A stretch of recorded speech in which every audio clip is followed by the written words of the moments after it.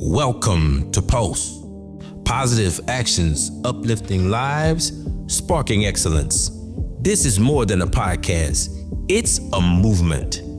A space where purpose meets practice, where leadership meets life.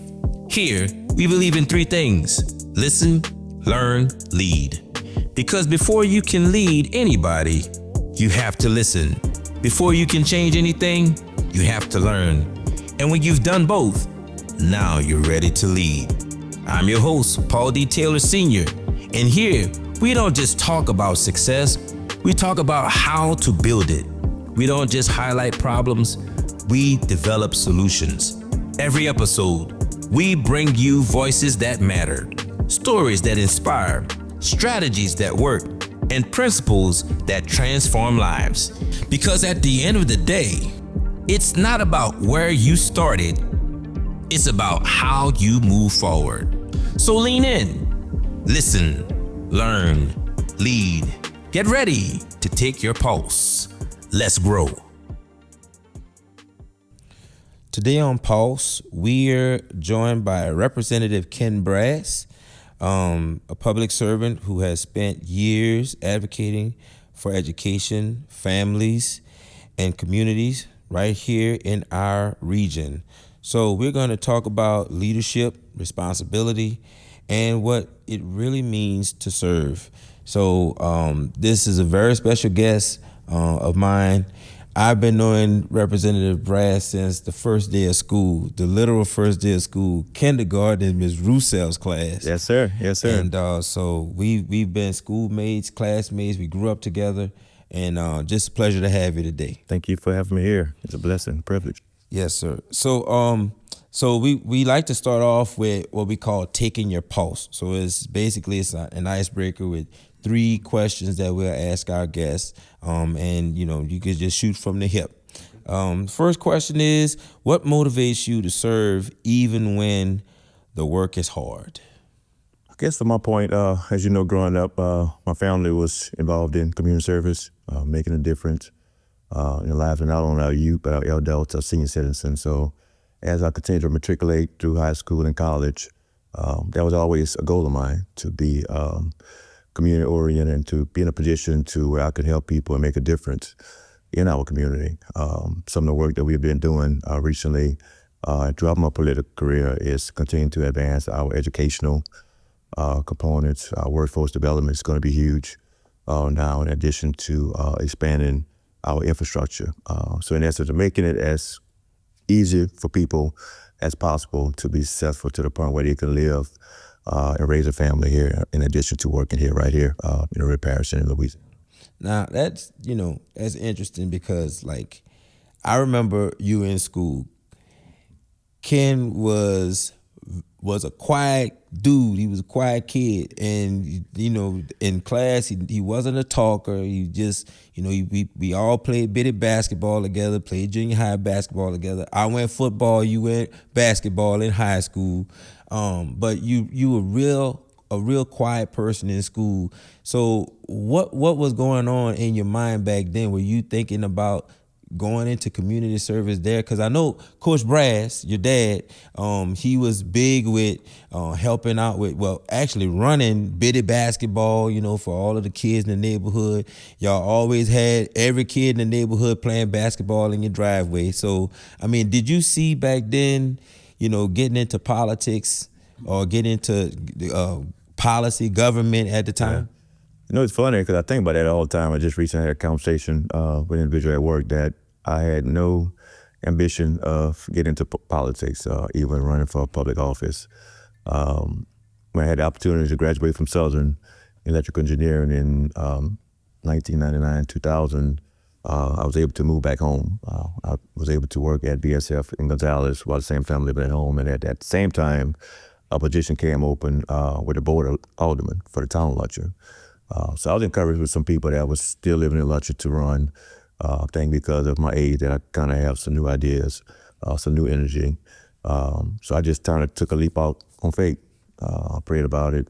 And the political arena has grown on me to the point where before I was more of a quiet leader, going up to school, but then it kind of put me in the position publicly where I had to kind of continue to work on my public speaking, continue to be out front with things instead of behind the scenes. So I think I've done a good job with adjusting with that.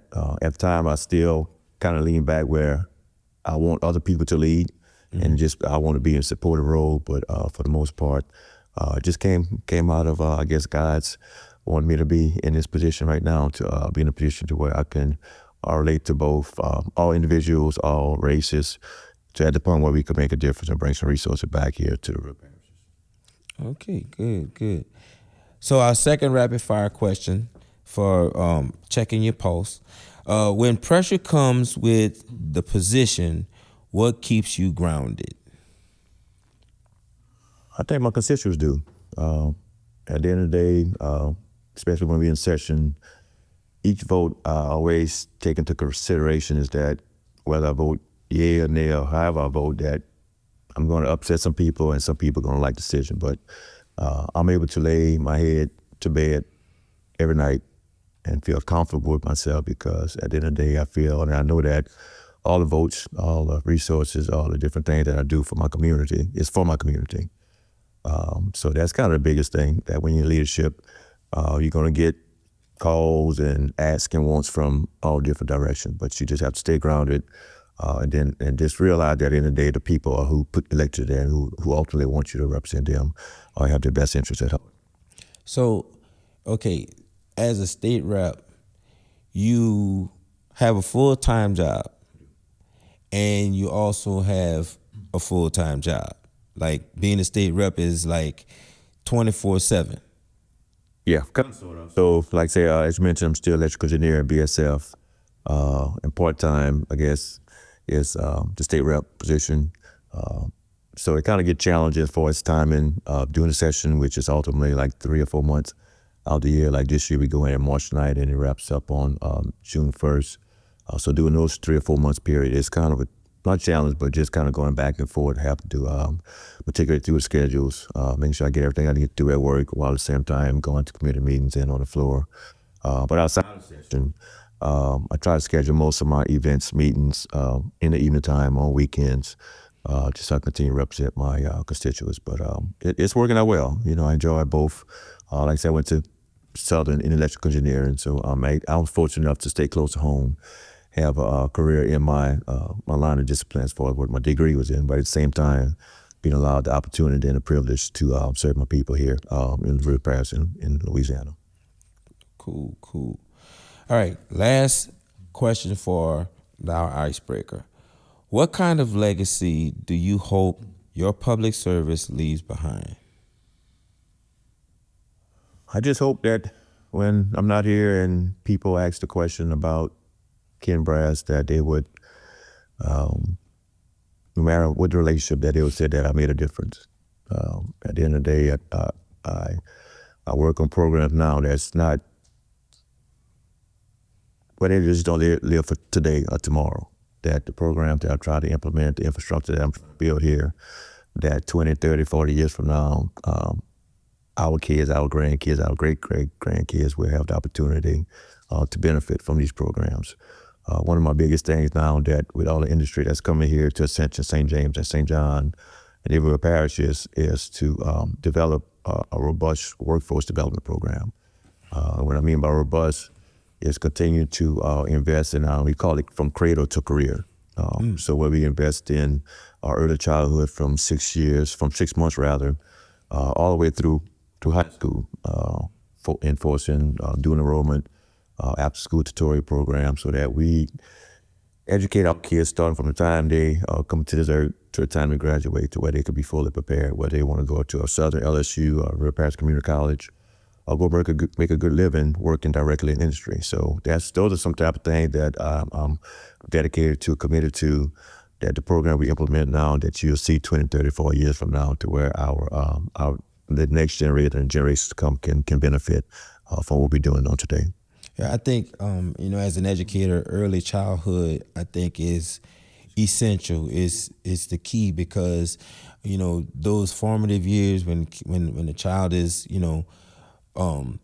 most applicable to learn are in those early years. That's when they're a sponge and they're soaking everything up. And I think if we don't take advantage of the opportunity to engage and to begin to educate our children as young as possible, we miss opportunities. And it's no secret. I'm working on my doctoral dissertation, and one of my seminal articles talked about the 3 million word gap. And it talks about basically how the more affluent students who come from more affluent parents that may be college educated versus a student coming from poverty, that the gap in vocabulary is 3 million words. And that 3 million word gap actually goes from, pre-K all the way through college. Because I'm studying another article that talked about how these students taking the MCAT, like the entrance to medical school, and how those students who come from the more disadvantaged communities, how they are not competitive when it comes to taking the MCAT. So that all starts, the reading comprehension starts at that early childhood age, where they're learning and building that vocabulary so that they can, on the back end, when they're in college, freshmen in college, they can take that MCAT and be competitive, because we all know that the ACT is a language test, right? I don't mean to get on my soapbox, but when you say early childhood, development, like that is an essential piece that we are facing in education now. It's no secret that kids can't even write their own signature now. We don't script anymore, so it's just a lot of stuff that you struck a nerve when you said early childhood. And if you look at some of the statistics, kids that go through early development education opportunities, hopefully from 6 months all the way to 3 years old, as they look to go to pre-K. I think the study is 47% of kids that went to a quality early childhood care center, they're 47% less likely to have to go to a juvenile detention home or be involved in crime when they become an adult. Right. In addition to that, I think it's 52% if they go to early child care center, how they're more prone to go to college. Mm-hmm. So there are statistics out there that show that investing in our youth at an early age versus trying to rebuild them in the criminal justice is a lot cheaper, number one, but then it also allows our kids to be better prepared as they continue to go to college and high school or professional. And then also, in addition to that, when a student or kids are able to go to early child care, that means their parents can go to work.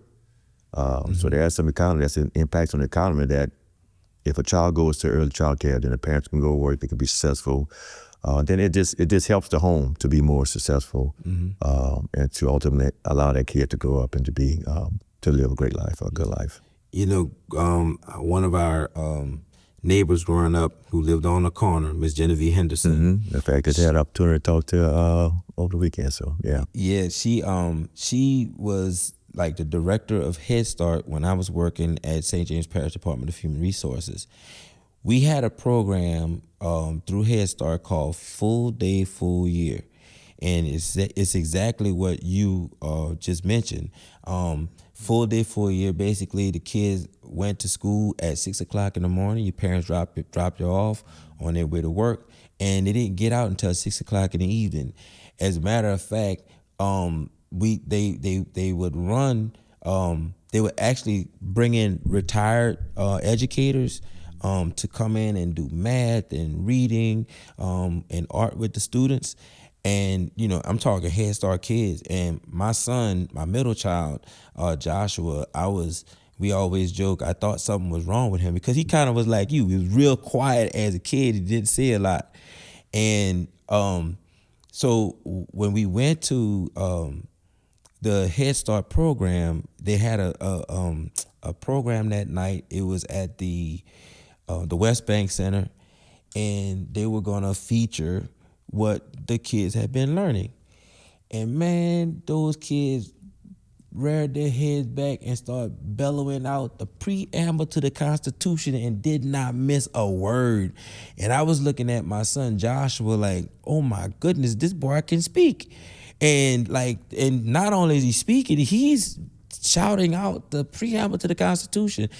And that experience, every paper I've ever written as an educator, I always tout that program with Ms. Genevieve Henderson and what that crew of people did with that Head Start program to help those kids. And there were a batch of kids that were with Joshua who, if you followed them at least through the 6th grade, they were honor roll kids.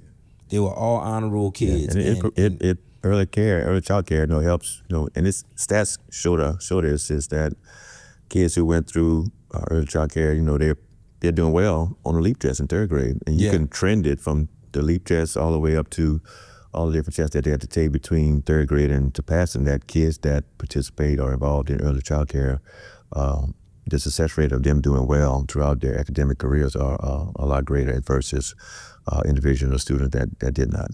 And I'm in Tangi. I'm no longer in your district. You got to get you back. We have to get you back.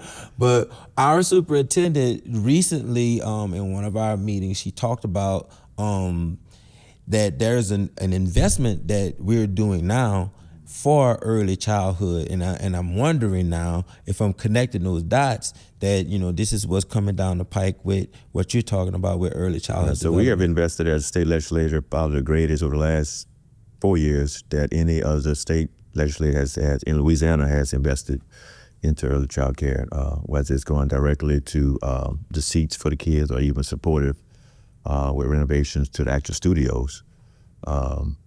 We see that the importance, because at the end of the day, we prefer to, as a body, to invest in them early as far as trying to rebuild them in the criminal justice system. So like I say, I applaud our governor, I applaud our Senate and our House members for coming together on critical things that's critical to our residents here in Louisiana. And from my point of view, early child care and education is probably the number one priority as I continue to work and serve the state of Louisiana. So you call it the cradle to the what?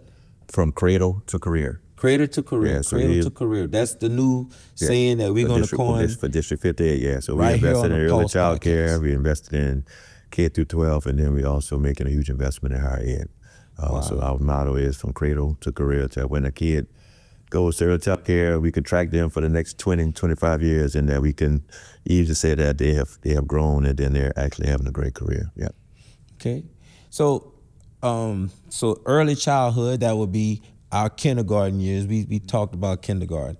Let's talk about, juxtapose our bitty basketball years, those elementary school years. So who during that time influenced you early on to who you feel like, besides your dad? I mean, that's the easy answer. I'll let you talk about your dad. Let's start with Mr. Brass. Yeah. Go ahead on and give coaches. So he followed the male that, and both my parents were for both myself and my sister. But my dad, I was blessed to have, he's still here, living, doing well, but I was blessed to grow up with a male figure in the home to just kind of see, how to raise a family, how to go out and work. He was always community oriented, so it wasn't like he just did things for me, because as you mentioned earlier, every day after school we had a yard for the boys, and I think that situation not only helped us to, from an athletic perspective, but it allowed us to gel as friends, and to the point now to where we can, we may not see each other every day, but if you call me, if I call you, I feel confident that we gonna continue to have that bond. So just, my dad, he was able to show me that the key to life is two things: building a resume and building relationships. He always told me that you may not be the smartest person in the room, but be prepared. And then at the end of the day, the relationship that you build over a lifespan will ultimately allow you, open doors for you, so that when you do get the opportunity to walk through the doors, you can definitely shine and make a difference and be. And I gotta add that third one. I know you're trying to hold that secret to yourself, but Coach Brass was one of the best dressers in the River Parish area. Still is. He always sharp. He and my mom, they both. I say always dress well. So and my mom and dad always say, the first impression is an everlasting impression. Oftentimes I get asked to judge Student of the Year competitions or be involved on employment interviews. And whenever a student or employee walks into the door, before you even look at that paperwork, you're going to see how they come in. You know, if they have a suit on, if they have the appropriate type of business type suit on. Not to say going to judge it, draw into if that person you support them or you don't, but when they walk through the door. So I always feel that the appearance, what you have on, being clean and groomed, that's going to be may make the difference between you being successful or not. Let's take a walk down our street. Okay, so we grew up on Central Street.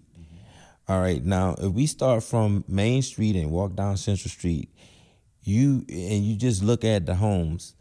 How many homes do you count that had educators that were role models for us growing up?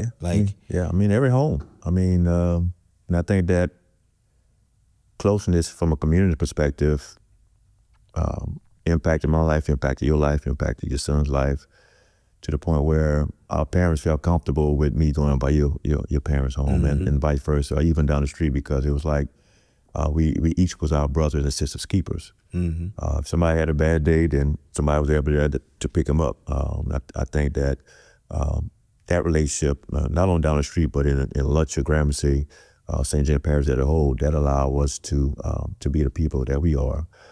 Oftentimes, and I tell my daughter, who's at Howard University now in D.C., whenever I say I could be in Michigan or Florida or California, I'm always saying my name is State Representative Ken Brass, but then I'll follow that I'm from St. James Parish and from Lutcher. And I say that intentionally because, number one, I want people to know where I'm from, but I want to be in a position to where after that speech, or after they had a chance to have a conversation with me, that they can know my upbringing. They can know that Lutcher was part of me, part of who I am. And the reason why I do what I do today is because of the people from Lutcher. I have a variation. I'm, as I said before, I'm up in Tangi, and anytime I meet somebody new, that's what I tell them. I'm from Lutcher, 10-time state champions in football, and I don't know how many we got in swimming and all of the, and baseball and softball. It's a winning culture at Lutcher. I'm proud to be from Lutcher, and I know they get sick of hearing me say it, but every time I tell y'all start winning as many as we got, you gonna hear me say it. From Lutcher, and just talk about what it's like to be from a small town, and sitting in because I every year I take my students on a field trip, and matter of fact, we're coming to the state capitol on the I think it's the 12th or next Thursday or something like that. No, Thursday. And so, this will already be aired. We'll have gone on the trip before this airs. So, but we're going to the state capitol, and we go into that chamber. We go into the Senate chamber, and then they bring us into the House chamber. And when I walk in and I see Representative Ken Brass nameplate, I said, that's my homeboy right there.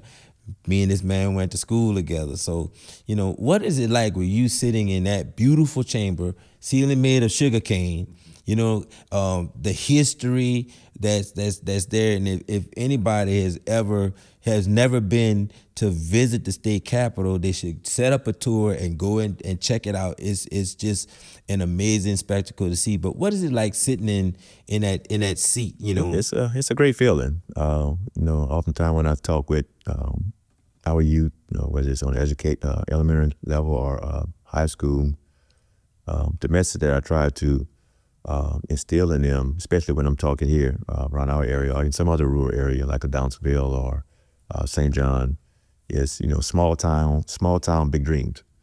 And at the end of the day, if I had the choice to whether I was to grow up in a Lutcher versus a New Orleans, a bigger metropolitan area, I would choose a smaller town, because I just think we more personable. We develop social skills. We develop relationship that's everlasting.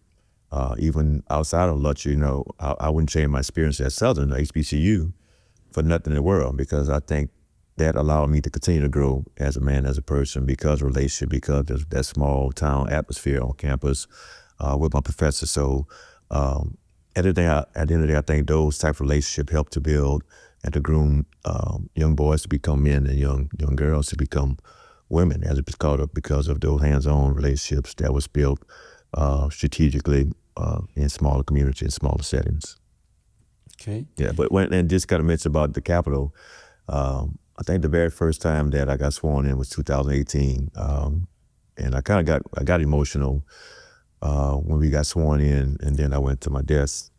And then once I got there, just to look up, and they have all of our names as far as our voting, and then just see brass up there, with 104 other legislators from across the state, and just to be like, I'm here, I'm inside of the rails, and I thank God ultimately put me in this position to be a strong voice for our people, to bring resources back home. But just to be somebody that's grounded and that's going to always fight for our small town individuals and residents. That's good, man. That's good. All right, so at this point we're going to talk about education, and we've been kind of like hitting on it, but I kind of want to drill down in it a little bit, unpack it a little bit more as to why is education such an important issue for you? Like you doing the early childhood, y'all have the cradle to career going on. It's like I can see how important it is to you, but tell me why education is important to you. I honestly feel that education is the key to everything, and it solves a lot of problems. So if we're able to invest in our kids, like say from 6 months all the way through high school, college career, that person is going to go get a job, going to have a career to ultimately, whatever company or they own, small entrepreneur, they're going to be in a position to where they're going to be least likely to get into our criminal justice system. That person that successfully goes through college, goes through the community college system, goes and get a job outside of college, that person is going to have health care. So I honestly feel that our investment in education can help solve problems that lead to other issues that we may have, versus that person does not have that quality level of education. One other thing I ultimately feel is that with careers come opportunity, to where I'm going to be in a position, you're going to be in a position to give back to the generations that come behind me. So I just think that education is the key, and that it's generational to the point where, as I mentioned earlier, maintaining and sustaining this movement that we have going on 20, 30, 40 years from now, so that we can continue to elevate up individuals and residents. Okay. So for the young people who may see these two middle-aged guys, it's hard to believe, bro, looking, like it was like yesterday, man. I remember sitting around that square rug in Ms. Roussel's class like it was yesterday. But I remember also that when we were in grade school, your handwriting was like a typewriter. Like you were probably the most organized student that because my handwriting was like a chicken walk across the page. But your handwriting was like a typewriter. And, electrical engineer, yeah, you got the mechanical penmanship. But as a student growing up, how is it that you were able to stay organized? Because you always had your homework. I don't ever remember you not having your homework and that kind of stuff, or didn't have papers balled up in your school bag. Like, how did you stay organized like that? Was it your mom? I just go back to my mom and my dad. Both of them, as you know, were both educators. My dad was principal, supervisor. Same thing with mom, supervisor, teacher. So they just instilled in both my sister and I about the importance of being organized, being prompt, being prepared. Because like I said, that all goes toward your success rate, whether it's within that classroom or making a good grade on that test, or on the basketball or football field, or even now in life, or even in elections. You have to be prepared, organized, have a strategy, have a goal, have a plan to ultimately have something to look forward to, want to achieve. Okay, so I kind of want to shift a little bit to talk about policy, because I have a state representative on the show. and you know, we have some changes in policy. I'm not sure like what level of involvement y'all have as representatives when y'all voting for it and crafting it, but so bring us through the process of how are these policies, let's say for example the change in marijuana. Like if you find marijuana, kids used to be student would be expelled for 4 complete semesters, and they reduced it. How much were you all involved in? We involved in it a lot. So the 3 committees that I'm assigned to, Vice Chair Ways and Means, which is probably one of the most powerful money committees in the House. So we are over all taxations and capital outlay projects. Also, I've been a member of the House Education Committee, which I love since I got to the House in 2018 in retirement. So I'm involved in the educational policy heavily because I'm on the committee. So it's kind of different because I go back to when I first got in, we had a Democratic governor, but we had the House and the Senate were both Republican versus now where we have a Republican governor with Republican House, Republican Senate. So my approach, knowing that the numbers are, as far as Republican Democrat, outweigh Democrats, I feel that it's critical and important to my constituent that I develop relationships on both sides of the aisle, to the point where the policies that I think are important can be incorporated with whatever a Republican may have or Democrats. So ultimately we come to an area to where we can compromise. So as a member of the House Education, I'm always a strong proponent of bringing resources to the rural communities, making sure that our African American students have access to certain programs like dual enrollment, have certain programs, access to certain meals, and as far as breakfast and lunch. And I think that all goes a long way with just having relationships building on both sides of the aisle to where my voice can be heard and taken into consideration that when we vote that I can have my fingerprint and imprint on the legislation to where it can ultimately help benefit our local residents and residents across this great state of Louisiana. So, okay. So take me through, like, what's the difference between how does something become a law versus a policy? Like I know policy is to help us to live easier. Is there as a guide. But when something is law, is a state law, I mean, is there a big difference from your vantage point as a representative? Yeah, when something's state law, we definitely have to change the statute so that you have to go through the entire process as far as drafting the bill, getting the file, going through the House, going through committee, then going to the House floor, getting the votes that you need. Then it goes over to the Senate committee, to the Senate chamber, and then just amendments were placed on it, and we had to come back, but it ultimately goes to the governor to be signed, versus if some type of policy was to be changed for the Department of Ed, that typically or necessarily does not have to come before the state legislature, that the BESI or the actual principal in a local district, for example, maybe to change some type of policy that impacts their student or school district, particularly to whatever the issue may be. So, okay, so the BESI board, is pretty much like the school board of the state? Of the state, yep. So you have the BESI board. That's most of the members on there are elected. You have, I think, 3 or 4 of the members that's on that board that's actually appointed by the governor. But there are like 6, 7 regions across the state where you're elected, and then you have those members that are appointed by the governor, and then they oversee the Department of Ed. And then we have a state superintendent, and then, as you know, each parish has its own superintendent with his own elected board that kind of oversees and sits upon and for monitoring the policy for the local school districts across each parish across the state.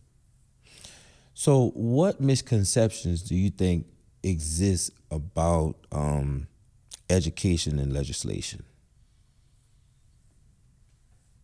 Oh, that's a hard one.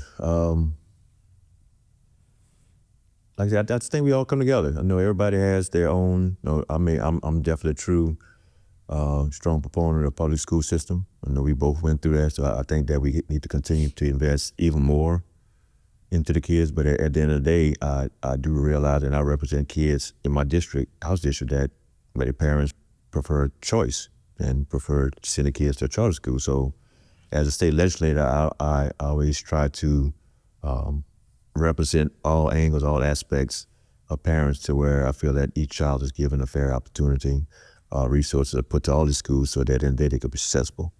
I can't change a parent's mind if they want their kid to be homeschooled. I mean, that's another big topic that's starting to get bigger and bigger. You're starting to see more kids actually homeschooled across the state. So that's, as a member of the House Education Committee, I have to kind of not be tunnel vision to our public school, but kind of look at it holistically to ensure that we bring in policies making a difference to impact the different types of schooling that we have out there today.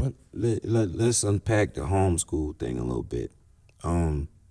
So are there guidelines in place to safeguard a student being taken out of the public school environment where you know what the standards are versus being allowed to be put into a homeschool situation? Are there benchmarks? Are there, things where they have to align, at a certain beat? You need to know this by this time. I think we're getting better with putting guardrails around it. Of course, homeschooling, just like a public school, falls up under the Department of Education, so they are tasked with, doing specific checks just to ensure that the things that they say they're doing that is getting done. And if you look at ACT scores, homeschoolers are doing well. So I think that's just with the state superintendent, Kay Brumley, the best board, the legislature that we have coming together to look at everything from all angles to ensure when these kids get 17, 18 years old, that when they cross that stage in May, or if they get a diploma or at homeschool, that we feel confident that they can go anywhere in the state or even across the country, across the world, that they're prepared from an educational perspective based upon the foundation that was led by whatever type of schooling method that they received. Good. All right, so now I want to shift the conversation a little bit to community impact. You good? Yeah, I'm good. Okay, all right. How do you stay connected to the needs of your district? Like, first, let's kind of like lay out, where is your district located? So currently, I represent portions of St. John, St. James, and Ascension. I did represent portions of Iberville before redistricting when I first went to the House in 2018, but in 2020, my district shifted more easterly because of the population. So right now, portions of Ascension, most of St. James, and probably half of St. John. So collectively, I represent about almost 50,000 residents between that tri-parish. That's a lot of people. It is. How do you stay connected to their needs? Like, it's get challenging at times. I try to host periodic town hall meetings in each areas. Just kind of make sure I get the input of individuals. But the biggest thing for me is I like to be visible, hands-on. If anybody, I like to attend different churches, different community events. I'm real visible in our early child care centers, our elementary school PTO meetings, because I honestly feel that at these types of events, people, especially if they have a relationship with you, they are more prone to coming up to you and say, hey, Representative Brass, I'm having this issue where we need to expand our highway I-10 or 3125, 3127 versus writing an email. So my goal and intention is to be as visible as possible to where people can feel they can put their hands on me whenever they can in a position where I'm available. Mm-hmm. Because I just think that personal contact, people are more personal to the point to where they can have direct conversation with you, look in the eye, and be able to tell you what they need support in, what type of resources they need. And now with social media, you'd be surprised, like with Instagram and Facebook, how many inboxes, DMs I get from residents, not only from my district, but from across the state that looking to help, need some help with policy or with resources, DOTD or LDH or so it just depends on what people feel confident with. But one thing I do feel is that I'm going to respond to every email. I'm going to respond to every text, just to let you know that, hey, I did acknowledge you, and I'm going to do my best to rectify the issue. If not rectified, lead you in the right direction to where we can work together, where we can find a solution. That has to be like, and I can see why it was important for you to be as organized as you were as a student, because it takes a large amount of organization just to be an engineer, and it takes a large amount of organization just to be a state rep. And here you are an engineer who is a state rep. So like, how do you compartmentalize what's engineer stuff versus state rep stuff? Because I know they're both demanding jobs. Yeah, they're both demanding. They definitely are that. But and I'm blessed to where BSF I work for. They're real supportive of my community involvement.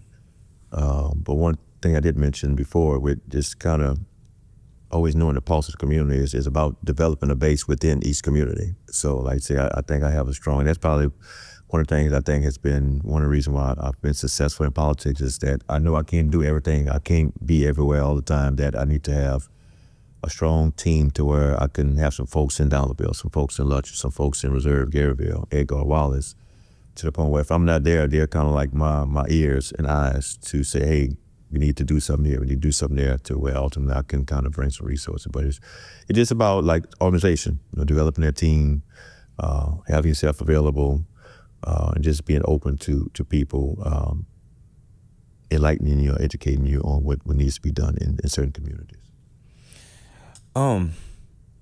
So that being said, what challenges are families facing in our community today? Like, what do you see are the challenges our families are facing? And you probably hear about it, just affordability. I mean, things are becoming more and more expensive. When you look at just groceries, just gas.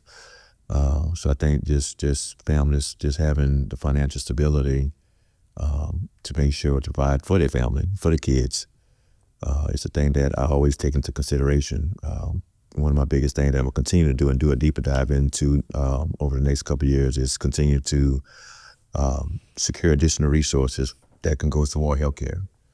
We recently did, we partnered with a group from out of Baton Rouge, Love Impact Coalition, to where, and it was amazing. I'm going to invite you the next time we host it. But I mean, they literally bought almost 50 doctors, dentists, to where they brought stand-up clinics to Downsville, and they serviced, I think, over 700 individuals. And when I say service, I mean they gave them, took their blood pressure. They actually had dentists, nurses there doing extraction from the dental perspective. They checked their eyes. They had the equipment there as far as the glasses that were able to give them. So they did the whole 9 yards, from healthcare to dental to vision. So just things like that, I'm going to continue to secure funding to where we can do stuff like that here in St. John and St. James. We're definitely going to continue to support our rural hospitals. We have one in St. James, as you know, in Lutcher, and then also on the West Bank, West Ascension Hospital, because just everybody does not have that access to healthcare. But I could think that we can continue to move policy forward, continue to secure additional resources to help lessen that burden on families, so they can have some additional funds to go toward other things that may be needed, like early child care, or paying the house note, or buying the children school supplies to get at college or so. So it's just holistic my plan to continue to support the family as a whole. So the next thing I want to talk about is decision making, because you talk about a whole lot of stuff that's going on throughout the day. I can imagine, from, again, being an electrical engineer and being a state representative, you have to make a lot of decisions, many of which have millions of dollars in ramifications.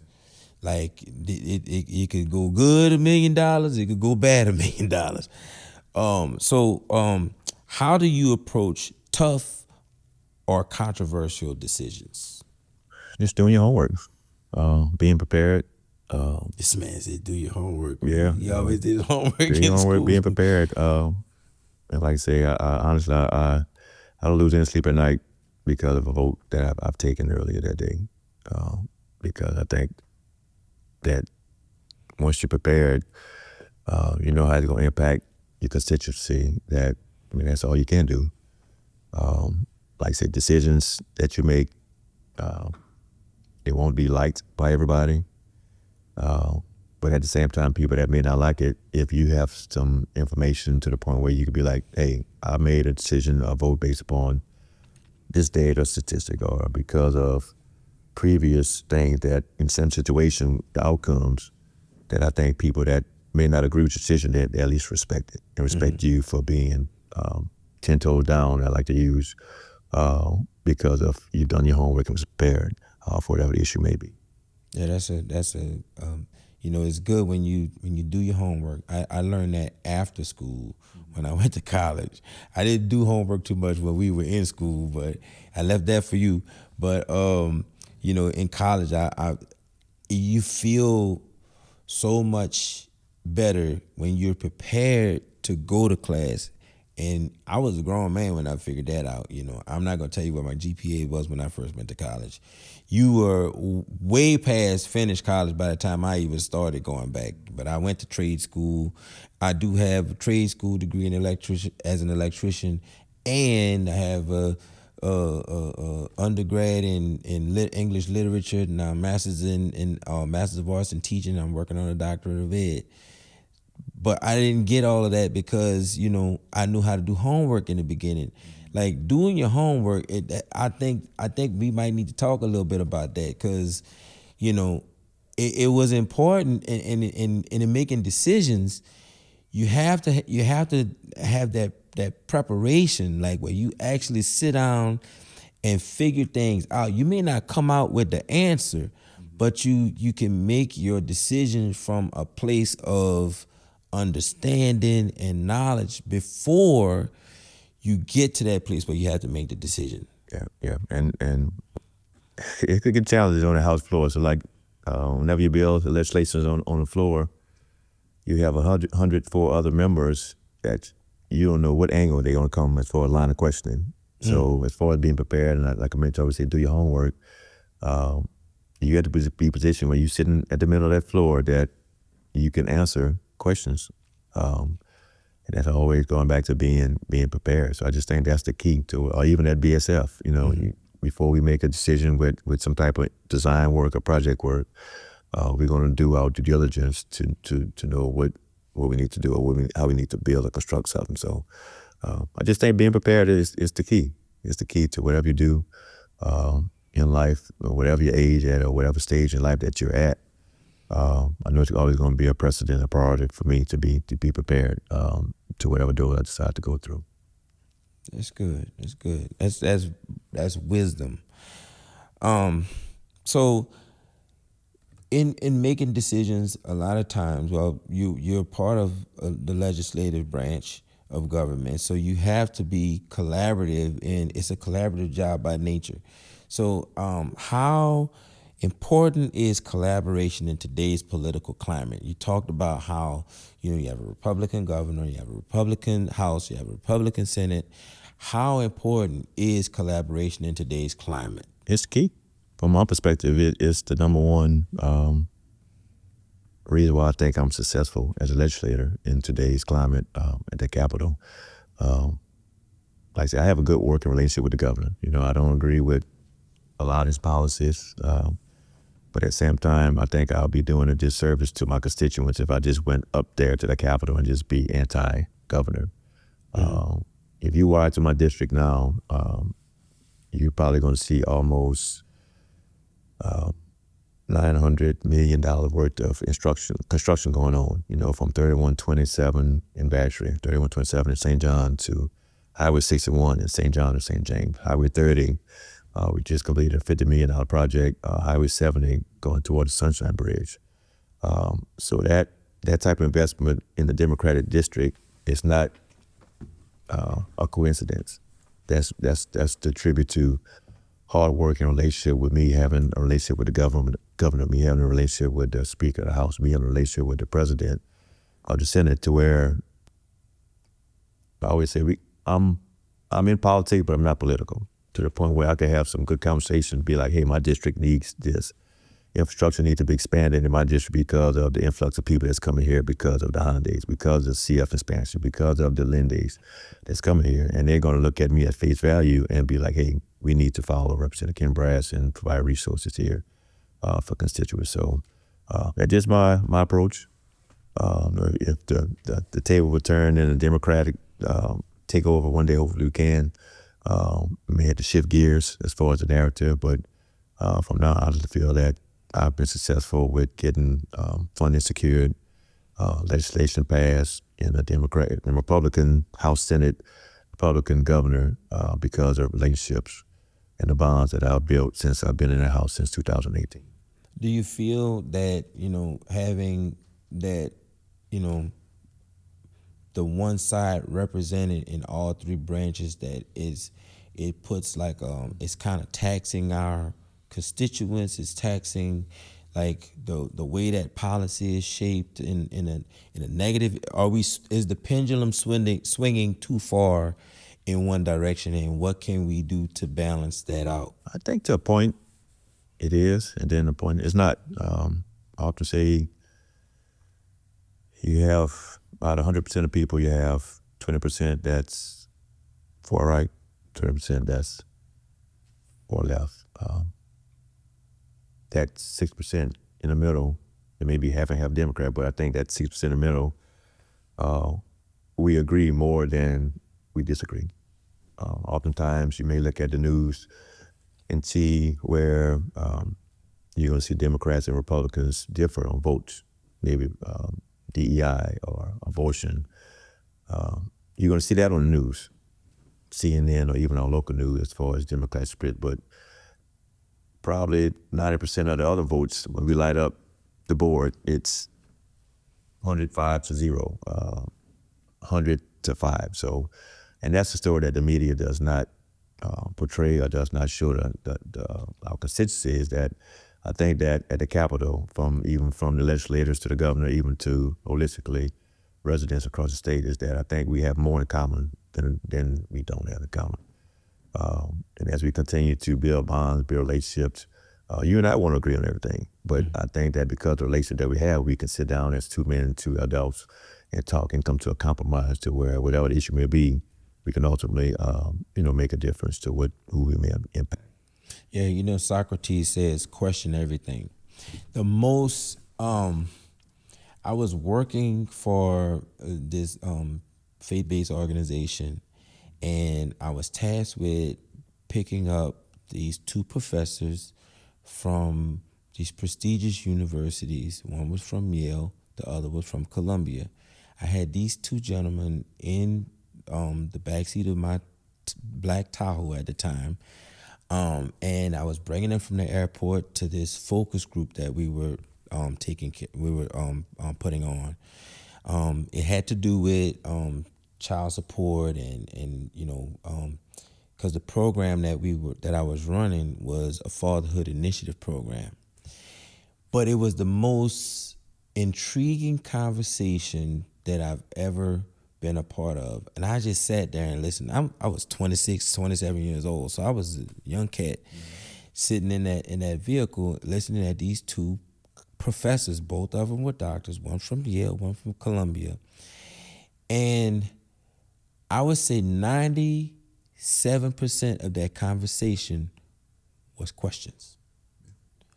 And I think, as I learned and I got my degree in literature and I began teaching English in school and learning the Socratic method, that the whole goal of the Socratic method is to come to a deeper understanding of the text. And I think gentlemen like yourself and me, we'll sit down and have that conversation, but it would really be a conversation because, we'll be asking those tough questions, and I think, I always tell my students, I said, my favorite punctuation mark is the question mark. It's not the period. The period is saying that it's stop. Back in the day when they would read a telegraph, it would be da da da da da stop, da da da da da stop. But the question helps to, it's like a sickle. It's like a shovel. Like it helps you to dig deeper into getting an understanding. So, do you see where the people who you collaborate with on a daily basis in the legislature, where we're asking those questions, or is it a lot of periods, where, hey, stop. Is what we say it is, stop, We have a lot of commas. You mentioned a period and question marks, but no, we have some hard conversations at the legislature, at the Capitol. And when I say conversation, I mean behind the scenes. Because I'm the type of person, I don't want to embarrass anybody. I don't want anybody to try to embarrass me publicly. I would prefer to have more conversation, so that we kind of have an idea of where we're going to be at whenever we do on the House floor and committee meeting. But those conversations are being had. Yeah, and you'll be surprised, whether you're Democrats, like I mentioned earlier, Democrats, Republican, how I think more closer aligned than is portrayed in the media. We have good relationship as far as personal relationship with Republicans. Our families connect a lot just with receptions and things that go on outside of the typical session. So, I mean, we literally, our kids are going to colleges together. Some of them are going to elementary and high school together. So, outside of the political, outside of the Capitol, we're developing some great personal relationship with members up there at the House, both Senate and House side, to the point I think that we can be in a position where we could compromise when issued that we may not politically be on the same side, just based upon what it is. Okay. All right. So this is our pretty much last segment before we wrap it up. So we're going to talk about, and hopefully the young people are still sticking around. Hopefully you've said a lot that for us to digest. I would recommend that people watch this podcast over and over again, because you said a lot about early childhood, about education, about being organized. You really gave us a rich base of knowledge to go back and extract and extrapolate. But for young people, we want to close every show with giving them some advice. So what advice would you give students interested in leadership or government? Get involved as much as possible, whether it's from the Beta Club to athletics, to whatever that extracurricular activity or event may be. I think that's critical. I mentioned earlier, two things that my parents instilled in me was, build relationships and build a resume. And part of building a resume is having some community opportunities, community service, community experiences, to where you can talk to, no matter if you're being interviewed or whatever the case may be.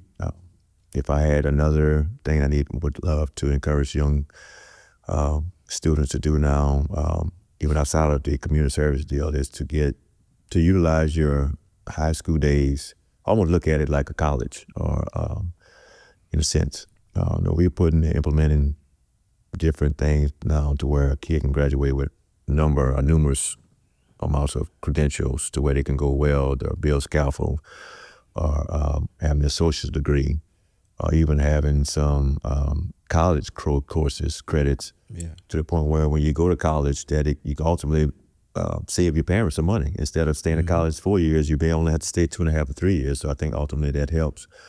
We did a survey 3 years ago, and that kind of helped me to not shift my policy or shift my thinking, but just to really embrace the rural parishes. So we did a survey through the Rural Parish Community College of, I think it was 2023, right after COVID, from St. Charles all the way to Iberville Parish, and it included Assumption. So in essence, it was St. Charles, St. John, St. James, Extension, Iberville, and Assumption, to where we polled the high school seniors that particular year.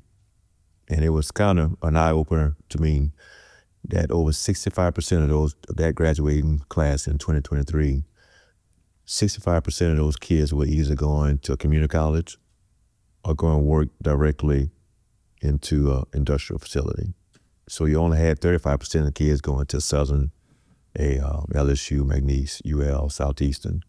So that kind of showed me a representation of the district that I represent, that everybody's not going to go to college. But those same kids, we did a survey with the salaries they're making, we tracked them about 2 years after. They almost making six figures. I mean, they're starting to raise a family, starting to have a family. They're living here.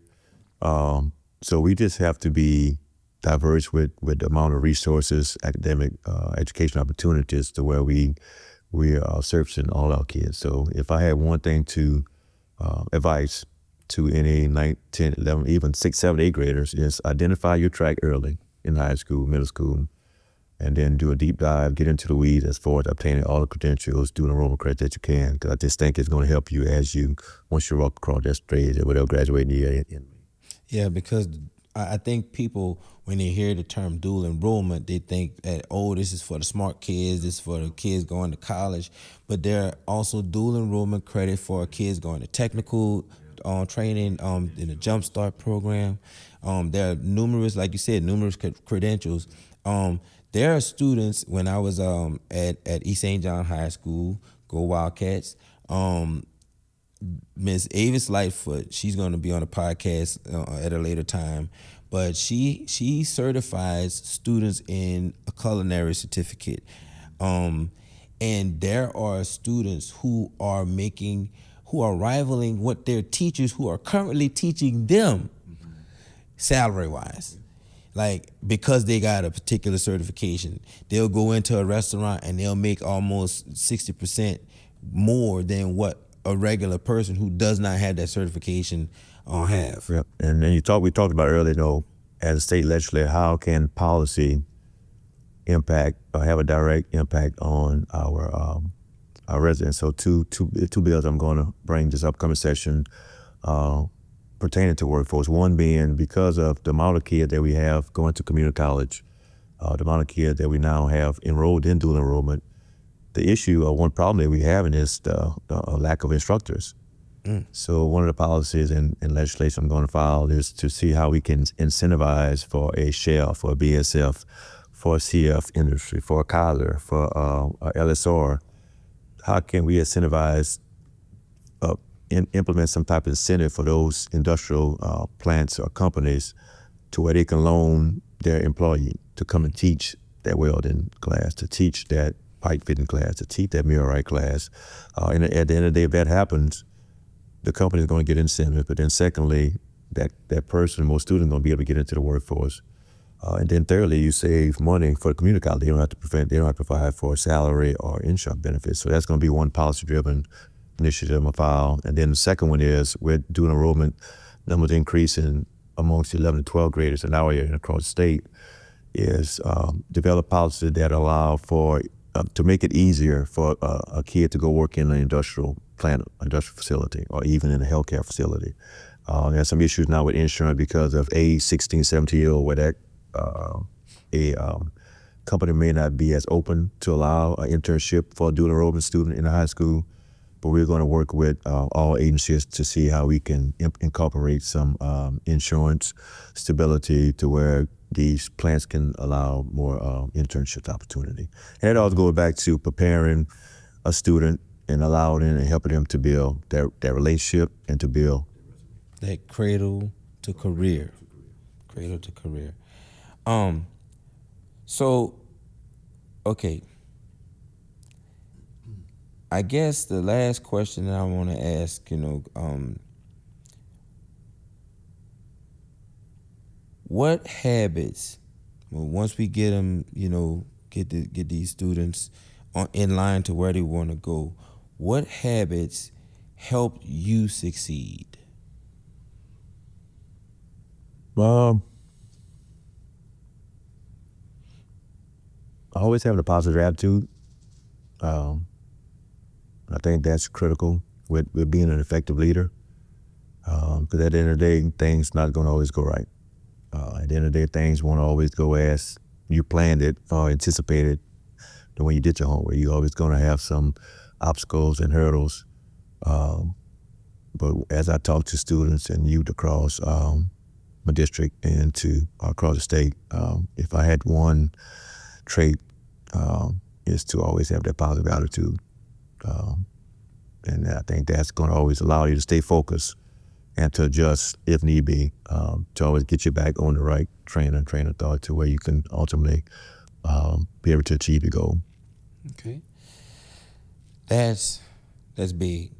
You know, your attitude determines your altitude. I know that's cliche and, you know, people say it, but that is true because I mean, I tell students all the time, if people don't want to be around you because of your attitude, it's doors won't open for you, you know. And you know, I guess it's that entitlement mentality that a lot of young folks have, you know, thinking that just because I'm an American or because I was born, I'm supposed to get whatever. But you know, you definitely have, your investment is your attitude. What you bring to the table is a positive attitude, and what a positive attitude does is it shows that I can work with you, that you're coachable, you're teachable, and you know, team player. Yeah. That all goes into somebody's, whether it's somebody that's looking to hire you or somebody you're trying to start a business with. I mean, people look at your attitude. Yeah. That person's attitude tells them a lot about the personality. Yeah. So the final question, what is one positive action? Because here we like to close every program with, you know, leaving something for our listeners. So what's one positive action that people can take this week to uplift their community and spark excellence? Make a difference.